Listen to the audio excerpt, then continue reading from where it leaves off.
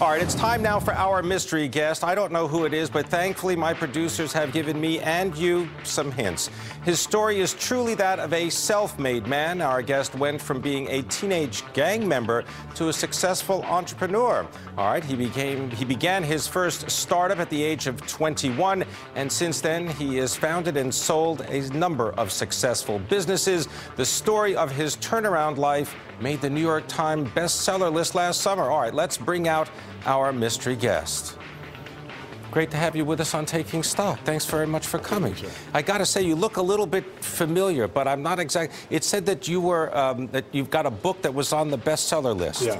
It's a fiction or nonfiction? Nonfiction. Nonfiction. And it mentioned, I'm trying to think, it was something. You look. I got to say, you look very familiar. Your book, is it about your own success? Yeah, so it's a part how-to, a part biography, a part how I started up businesses and whatnot and sold them and so forth. All right, and it says that you were a gang member at one time. Yeah. I'm trying to think, there was a story in Forbes. Were you profiled in Forbes this summer as well? Yeah. I'm trying to think now. You're from Los Angeles. Yeah.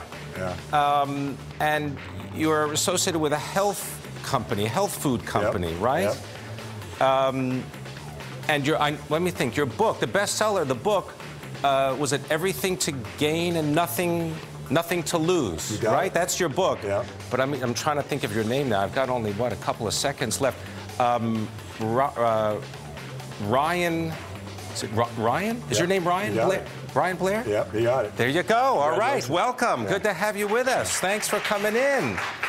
Well done. Thank you. I remember the report about that. It was like an interview that was done because I thought it was so interesting. You talked a lot, though, about your school experience and about how, at the very beginning, the people in the Los Angeles public school system, they basically wrote you off. They said that you weren't really going to amount to anything. Yeah. What happened? Well, you know, I like a lot of people that are creative, I had a lot of learning disabilities and, I was dyslexic and various things. So I was in remedial education from the beginning, and then I had trouble in my family. My father disappeared at 13 years old. My mother suffered from alcoholism.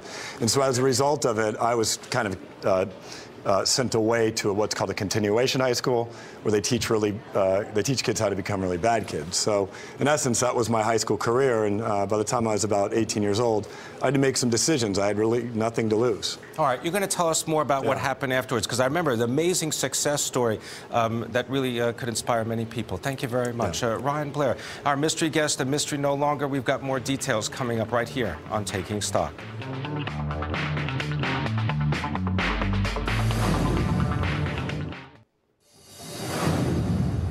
This is Taking Stock on Bloomberg. I'm Pim Fox. All right, we've got our mystery guest, a mystery no longer, Ryan Blair, the author of Everything. It's Nothing to Lose. Nothing to Lose, Everything to Gain. Yeah. And as I was talking to you during the break, one of the things that you mentioned in the book, and we're going to talk about your success, is that not everyone is built to be an entrepreneur. Talk about that. Well, entrepreneurship's about ambition. It's about problem solving, and a lot of people don't care to solve problems. So, as entrepreneurs, we try to solve problems, and we have to have ambition to do that. And sometimes we have to be crazy enough to think we can, and other people, they're so employee programmed and so employee minded that maybe that can't break from them in terms of, their thinking. So how did you get started? As I said, at the age of 21, you did it. Well, my father was in the middle class, and when he disappeared, I went into poverty. And I saw the way that poor people hustled to make money. And then, by the grace of God and some luck, I got a mentor when I was about 17 years old, and he was one of the working wealthy. And so I saw that the poor, working poor, and the working wealthy were the same species. They just didn't know it. One played by the rules, and one made up their own rules. And so I decided to become a legal entrepreneur as opposed to an illegal entrepreneur, which is what the streets are, riddled with. Now, talk about what you're doing currently, because I know that you've got this health food business. Tell me about that. Yeah, so during the recession, we got bought by a group called Blythe, which is a publicly traded company. And during the recession, we almost went out of business. What's the company, though? Tell people what you're doing. It's called Visalis Sciences. Okay. And we're a manufacturer of nutrition-related products, and we decided that we were going to get into the food supplementation business. and we created a thing called the Body by Vi 90-Day Challenge. And now, literally, every minute, 2 people sign up for my challenge to the tune of 85,000 plus people a month. 524,000 signed up for it last year, and this year we're on pace to have a significant growth year.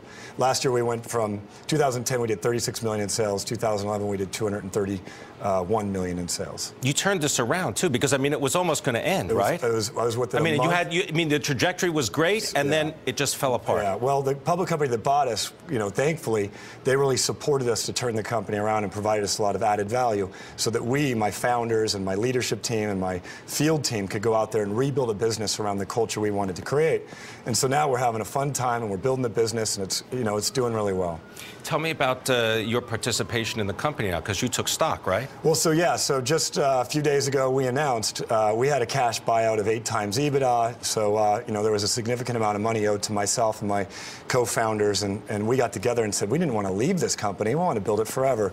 So we took Blythe and the parent company, or Blythe. We took stock in Blythe, and now I'm the second largest insider along with my founders. Congratulations. Yeah. I want to thank you very much for joining us today. Thank you. Ryan Blair, good luck and great work. Thank you. Yeah, all right.